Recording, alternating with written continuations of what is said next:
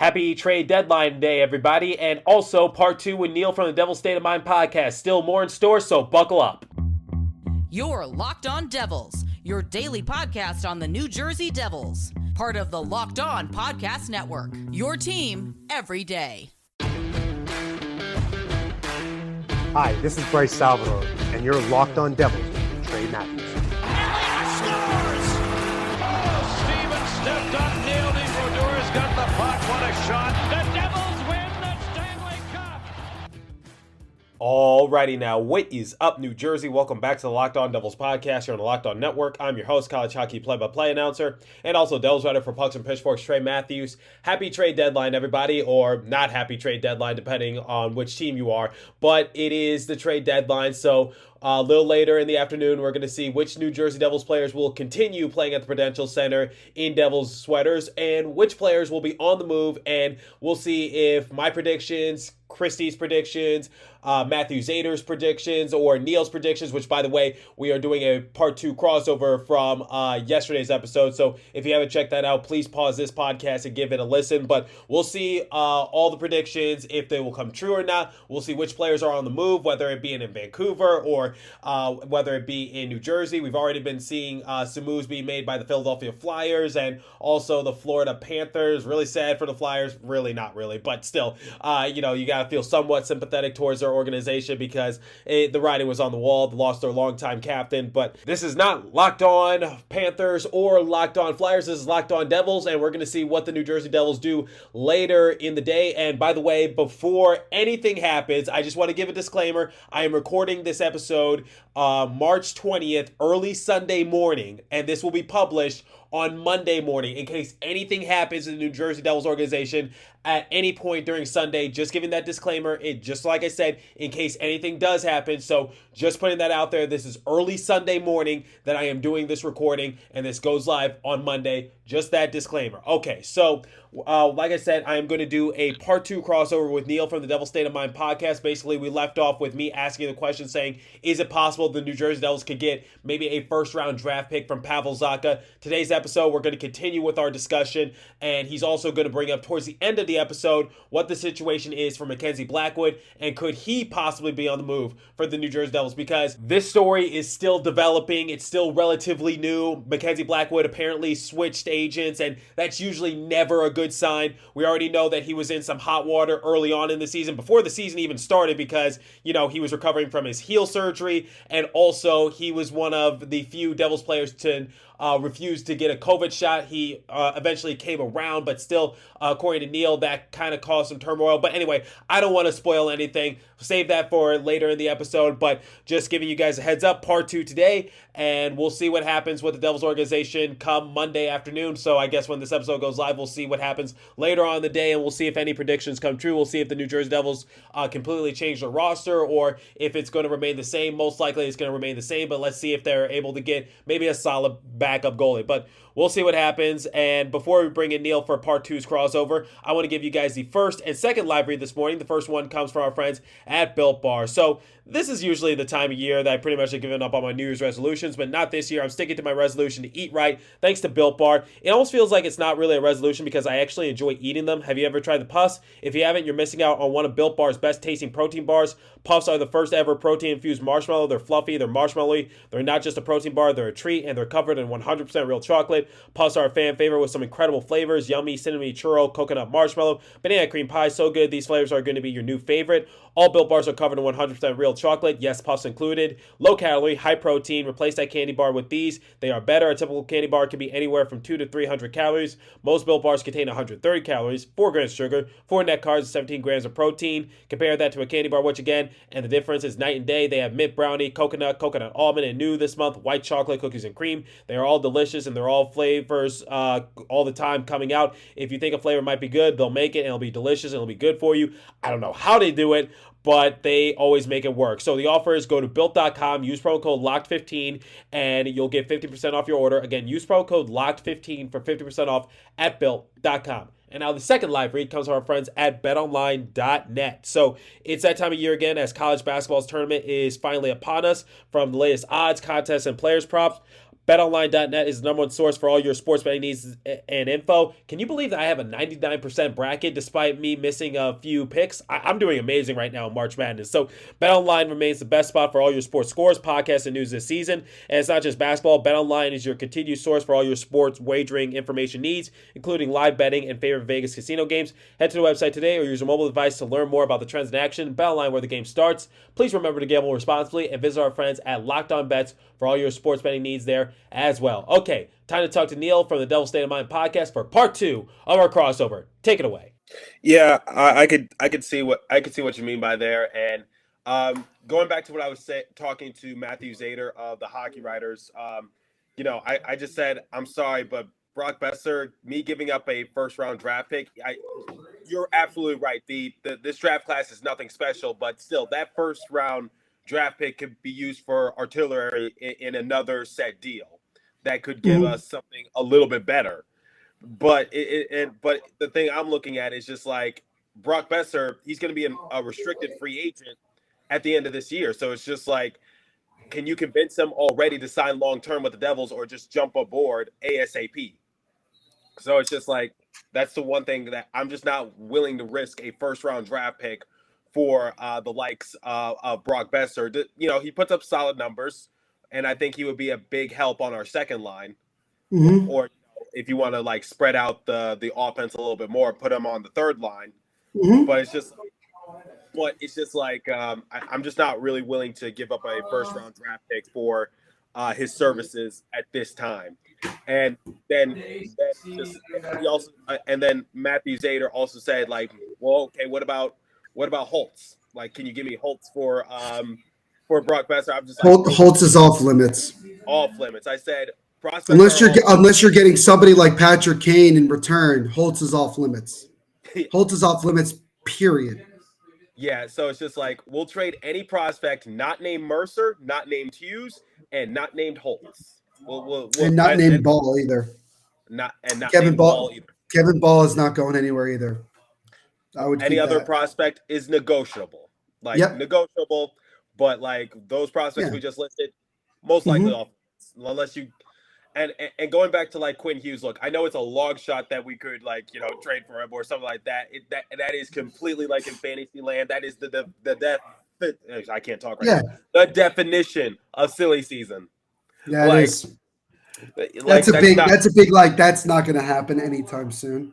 But here's the thing. I did write an article on this because I said getting Quinn Hughes is more of a Hollywood type move just because the fact of the matter is with Quinn Hughes coming to the New Jersey Devils, it's like we already got a young defenseman named Hughes who can make a huge impact. His name is Luke. And we also got Dougie Hamilton, we got Ryan Graves, we got Jonas Siegenthaler, we got Damon Severson.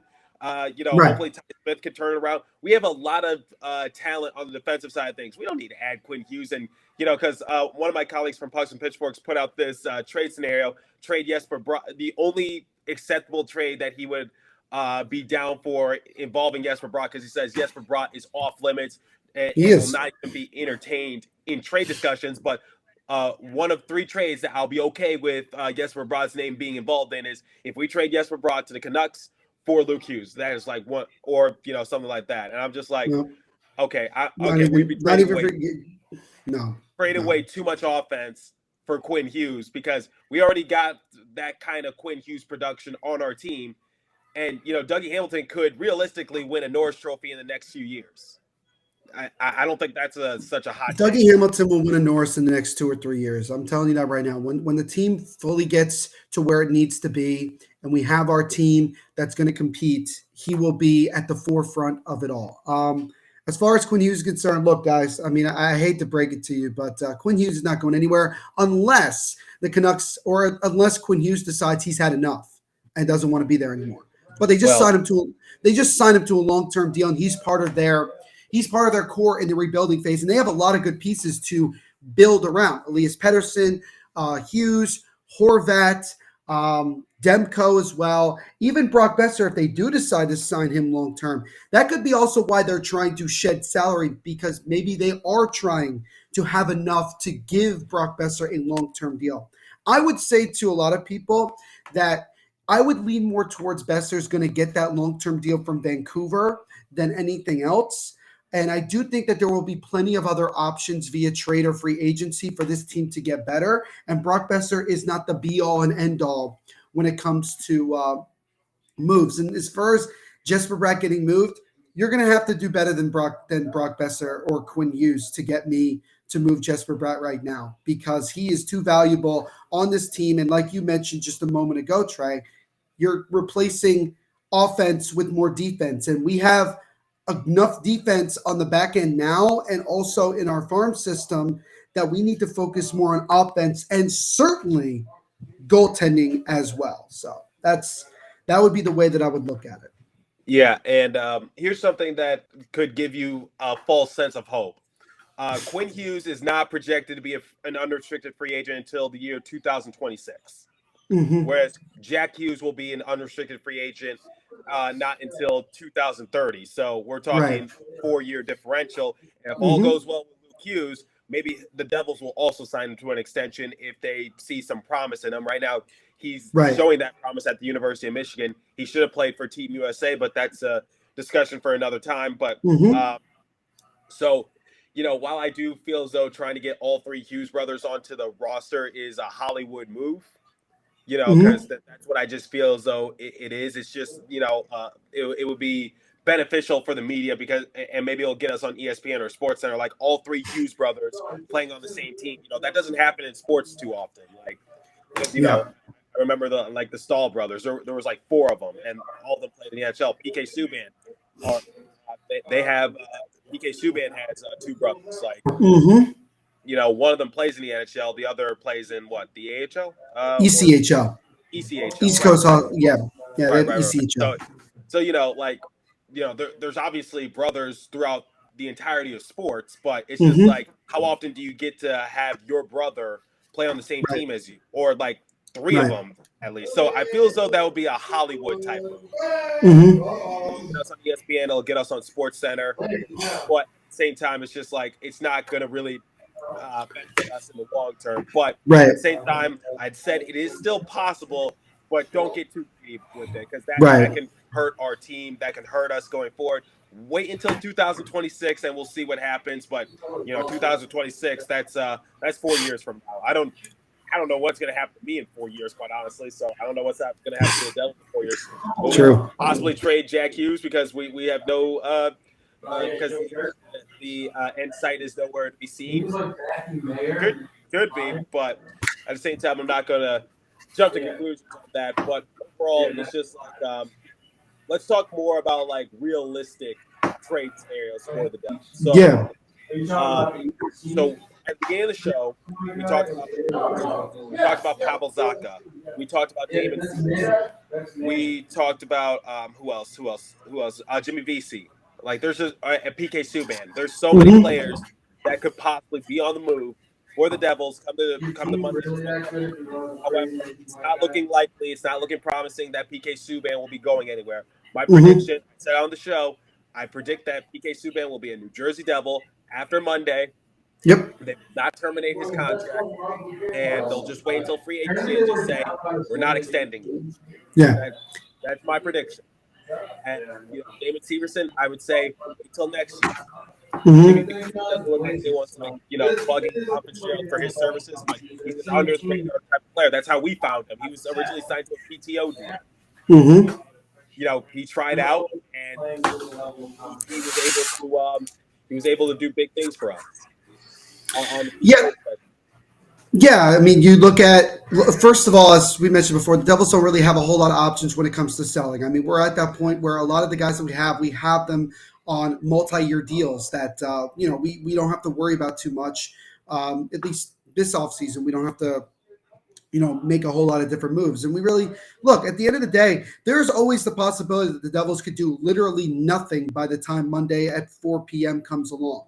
And I know people might get upset about that, but the trade deadline every year is like this, where we hear rumors and rumblings and potential, and then really only 3 or 4 moves actually happen. And then that kind of just, it is what it is. There is much more a likely possibility that the Devils could make a lot of moves in the offseason. That's what I would tell people, that focus more on the offseason. for the Devils to make moves that are really going to catch your attention and say, wow, look what we're doing left and right. From what I've been told, there is nobody in the NHL that has come even close to picking up the phone, talking to Tom Fitzgerald about making a deal for PK Subban. I think that the most likely situation is kind of going off of what you said, Trey, that by the time Monday comes around, PK will still be here. I do think, though, that the Devils will actually buy him out and allow him to go sign with someone else. I did hear that there are many GMs that are upset about the Devils potentially doing that, but I look at it from two directions. One, if you are upset about it, why don't you just make a move for him now? Why don't you just give us like a 5th and 6th round pick or whatever and just make the deal now and then just keep him? So then you don't have the situation. The other thing is this. Tom Fitzgerald is going to do what he thinks is best for the New Jersey Devils. He is also not going to just trade PK Subban away for literally anything. He is actually going to look to see if somebody will actually make somewhat of a decent offer for him. I'm not talking like a first-round pick or something like that, but something in which the Devil, maybe a prospect and like a mid to late round pick. That could be something that the Devils could be okay with because they've retained salary before. When they dealt Taylor Hall to Arizona, they retained 30% of his salary. When they traded Wayne Simmons away, they retained 50% of his salary. This is not something that the Devils have not done in the past. So this is, again, a point to make. So with Subban, I doubt anything is going to happen with him. With Jimmy Vesey, again, he will bring us very little if anybody brings up any sort of offer. I actually don't see him getting moved either. So those right there are the two likely unrestricted free agents that we have that could get moved, that the market for them is very, very small, if non-existent at all. So that's where, again, guys like Severson, Zacha, Ty Smith, guys like that, that's why those guys come up. That's why those guys come up as options for the Devils to move. The Devils have made it publicly clear that they're looking for top 6 scoring and they're looking for goaltending. I think that there will come a decision over the next 24 to 48 hours that Fitzgerald has to make with regards to what am I going to do about the goaltending for this season. And I think if you could look for somebody that could just fill in for Nico Dawes for the rest of the season, I think that's fine. Going with someone and John Gillies the rest of the year, I think we could all kind of deal with that and go into next year. And then with regards to a guy like Severson, for every good thing that Severson does, he does about 5 things wrong. That's the way that I look at Damon Severson. He is a boneheaded kind of player. Boneheaded. He makes a lot of mistakes. And for anybody to say that he's our best defenseman is just trying to be positive about a guy that has been decent at times, but he also makes a lot of mistakes. If there is a lot of value for Damon Severson, the fact that he still has a year in his contract and there could be you could get a decent haul for him, it doesn't hurt to make a move for him now because you got a lot of options in your farm system that could come up and carry that load. So there's that option. And then in regards to Zacha, I mean, Zacha's the most likely guy that's going to get moved, but could him getting hurt this past week against Vancouver, could that end up hurting his entire stock? Potentially, but then again, we traded Sami Vatanen for a pick and Yanni Klokonen, while Sami Vatanen was on the injured reserve list and didn't play until the bubble several months later with Carolina. So it's possible with that. The Devils may also look at Zacha and say, you know what? If this is how teams are valuing Zacha right now, it may be better to just wait till the offseason because then teams can focus on it a lot more. They're not under the gun with a timer that says you have this amount of time to make a deal, and we could go from there. Now, the one guy that I mentioned sort of, quietly, but I wanted to bring into more context is Mackenzie Blackwood. And I know that this is a touchy subject for some and not a touchy subject for others. Elliot Friedman of Sportsnet had talked about on his most recent 32 Thoughts a couple of things that I wanted to share, and I'll share this as well on my next episode of Devil State of Mind podcast, which, by the way, guys, will most likely, new episode will come out on Tuesday, kind of recapping this game against Edmonton and obviously the trade deadline as well. But I saw this today while I was on Twitter, and it was kind of interesting when I look at it. And it's from my good friend Duncan Field, who I've interviewed before. He said this: Friedman on the Devils via 32 Thoughts podcast. One, it's been a hard year between both Blackwood and the Devils. And that's because of multiple reasons. Number one, the fact that Blackwood at first refused to get vaccinated kind of strained the relationship a little bit with the Devils. Blackwood is pissed off that the Devils rushed him back from his heel surgery, and I'd he be got pissed hurt. off too. I'd be pissed off too. And he changed agents. Blackwood did, which usually means if you're changing agents, you're trying to find your way out. It could be potential that Blackwood wants out of New Jersey, which to an extent, I wouldn't blame him. I also would say it's not the most major loss we've ever had when it comes to significant players, because Blackwood, albeit hasn't had a whole lot of support, has also been very inconsistent himself and has gotten hurt several times. Now, he faces the whole Corey Schneider problem, but again, it's an unfortunate thing. But I don't mean to interrupt you, but I actually talked about that on my show because I compared, because I saw what you posted saying that, Blackwood, his career is heading down the same path as identical. It's identical. Because both young goalies with a lot of potential. However, it's just like injuries are setting them back. They're being overworked. They don't have a decent backup. It's like we have to rely on them night in and night out. So I talked about that on my show, and I would say I actually kind of agreed with you in that regard. Mm-hmm. I mean, it's true, and you don't have to look very far. I mean, I explained it on my post. I explained it on the podcast, and everybody that I've talked to is saying, "Wow, I didn't realize that till you brought it to light." And I said, "It's very obvious." So, the Blackwood situation. First of all, the Devils have made Blackwood available. They've publicly made him available. So, if somebody wanted him, the Devils would actually listen to an offer. So, because Fitzgerald also said the Devils are going to go, quote, back to the drawing board with goaltending, and Blackwood may not be part of that.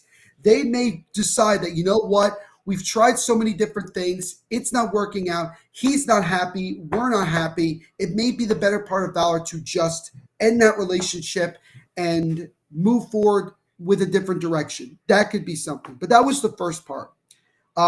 Friedman also said the Devils are looking for wingers to play with Nico Hischier and Jack Hughes. The Devils also believe they're better than their record because of goaltending. So that's another point to make. They believe that they would be in a better position if their goaltending was sustainable, which it isn't. And they also said Montreal and Vancouver are linked to Zacha. That was something that has been pretty obvious. Ty Smith trade possible, but not likely. He would be a guy that would be more, you'd have to blow them away with a deal for them to move him. Also, with regards to Blackwood, Ellie Friedman said this: "You don't change agents because you're happy with your current situation," end quote. May have a hard time getting on same page with regards to injury and vaccination status caused a strain. And then also he said Blackwood and the team have had difficulties getting on the same page. So that, ladies and gentlemen, I think is the most interesting thing about the New Jersey Devils.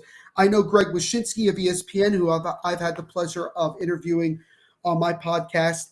He is a Devils fan, and he has talked about the fact that the Devils are one of, if not the most interesting team at the deadline, other than maybe Vegas, because the Devils could go in so many different areas that could benefit the team now and certainly in the future. And to me, I look at it this way. If you're not able to get on the same page with your supposed franchise goaltender, you gotta make the move. You can't have a disgruntled player in your organization who has not been consistent, not entirely his fault, but hasn't been consistent and has that problem. So I would say this to Devils fans right now. Keep an eye on Mackenzie Blackwood over the next couple of days. Keep an eye on it because he may very well not be a New Jersey Devil when it's all said and done. He very well could. The Devils could try to repair that relationship.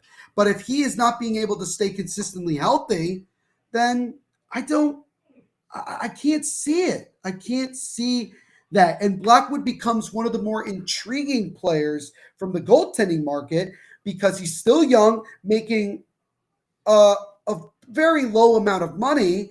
And yet he's hurt, but that doesn't mean that he can't come back and recover fully 100%. So that's something. And he's signed through next season. So that's another thing to mention, Trey. You talk about Severson being signed through next season.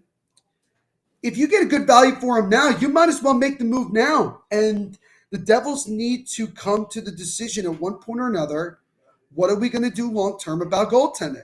Because we've gotten screwed, unfortunately, in the last couple of years. We had Crawford retire before ever playing a game. We had to go with Scott Wedgwood, Eric Comrie, freaking Aaron Dell last season. And then this year, we get Jonathan Bernier, but he gets hurt early in the year, hasn't played all year long. And honestly, I wouldn't be surprised if he retired at season's end because the man is 34 years old. The Devils only have him for another year.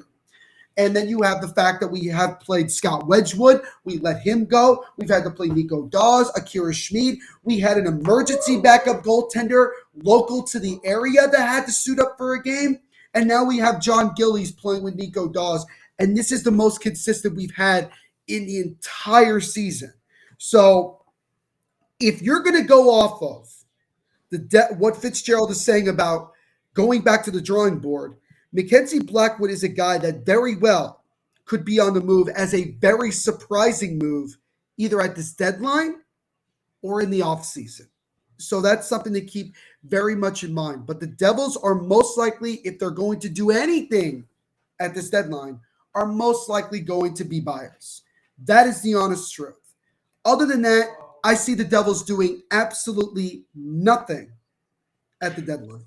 So we talked about the goalie situation, and thank you for bringing that into light because I was not aware of that in terms of what Mackenzie Blackwood was going through. I did hear about the agent change, but I didn't think of it from that perspective. Like, yeah, you don't usually change agents if you're satisfied with your current situation, and it would make the scenario a little more difficult for the Devils just because, I think Tom Fitzgerald has made it clear that his main priority at the deadline is to get a decent backup goalie. Mm-hmm. And or someone who's capable of starting. And it may no longer be looking for a decent backup goaltender. It may be looking for, we need to find one or two NHL-ready goaltenders right now that could get us to where we need to go. We don't know if Nico Dawes is fully 100% ready to take the reins long-term. No, he is not. No way. So no way. If you're going to go off of that, and you're going into next season knowing that you need to get into the playoffs, goaltending is such an important part of your team that you need to actually start taking risks and getting guys. People say that it's stupid that Devils fans want to talk about getting guys like Marc-Andre Fleury, but you know what?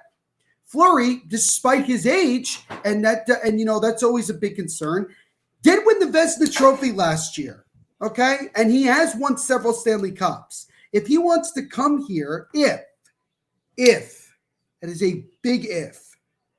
Huge if. Then what is necessarily wrong with it? Because you know what? At least it elevates your goaltending to a point where maybe we could have some consistency. And I should also mention the fact that the Devils for 2 years now have called Vegas. Well, they called Vegas when he was still there. Called Vegas several times about Fleury. Several times. So it's very obvious that the Devils are trying desperately to figure this out. Because if they don't have goaltending, they're not going to make the playoffs. They're not going to win the cup. They're not going to. And you saw it this year. And if the Devils are to be believed about, we are better than our record, and he points out the goaltending, you got to figure it out. You have to figure it out. And so that's the way that I look at it. And so that is the biggest thing when it comes to this whole trade deadline that I would say keep an eye on. That's all I got. Yeah, I mean, I think, getting a goaltender is the main priority for the Devils at this point. But I actually have talked about on my show, about possibly getting Marc-Andre Fleury. And the fact of the matter is that, he thought about retiring before. That's the issue I'm having. So it's just like, could this be another Corey Crawford type of situation where he gets to New Jersey, figures that maybe it's not the best case scenario for him, and then now we're back at square one in terms of our goaltending situation. I would say this though, Marc-Andre Fleury for the last several years has had a no trade clause in his contract. And reportedly, the Golden Knights have said every single time to the Devils to say, look, we would make a deal with you, but we just can't because Fleury doesn't want to go to you guys. And I understand that. And if you're Tom Fitzgerald, if you call Fleury in the offseason, who will be an unrestricted free agent at season's end, just straight up ask him two questions. Are you planning on retiring? And do you have any interest in coming to this team? And if he says, yes, I'm planning on retiring, then fine. Move away. Don't even try to convince him to come back into the league. That would be one thing I would say. The other thing is this. If he says no, and let's say he also says no to coming to New Jersey, then again, leave it. Just leave it. Go do something. Go find someone else. But if by some weird situation Fleury decides, no, I'm not retiring, and you know what? I do have some interest, then I think you'd play ball with him. Now, would he come and play in the same division as his longtime team, the Penguins? I would say probably not, because the Capitals several times the last couple of weeks have tried to see if they can acquire Fleury. And Fleury, can you imagine Fleury deciding, I'm going to go play for the rival Washington Capitals while playing against the Pittsburgh Penguins? No, he wouldn't do that. Would Pittsburgh boo him if he played for the Devils? Maybe if, he beats them every time, but it's something to keep in mind. But my point of all of this is, and why people, what people are not getting is simply that I'm going off of what the Devils have been saying. And so people might say it's silly season, like you would say, Trey, a bunch of times. But it's not really when you think about the situation that the Devils are in right now. And also the other thing is this. How many teams next season are going to need a goaltender long term? Not that many. I know Edmonton will probably need one, no question. Minnesota potentially, but I think that they like Cam Talbot and Kaapo Kähkönen. I think that, honestly, if you have to get past those two questions first with a guy like Fleury and then go from there. There's other guys out there, restricted free agents that you could maybe make a move for. I've mentioned before Alexander Georgiev of the Rangers. If indeed he wants to go somewhere where he could be the number one guy, the Devils would be a prime spot for him because he could come in with NHL experience and actually be able to help us. Jonas Korpisalo, who will also be a free agent at season's end, that is another guy that the Devils could very well call and look at. So there are options, but it goes with priorities where the Devils are right now are goaltending, both probably starter and backup, top six scoring, and then probably veteran defensive help if they feel like that's what they want to do. And so that's the way that I look at it. And I think a lot of things are on the table. Picks, prospects, whatever it is, because Tom Fitzgerald, for the most part, has established the core of this team, is showing progression from a scoring perspective. Defense has improved, but goaltending is this team's Achilles heel, and it's been our Achilles heel since Martin Brodeur retired.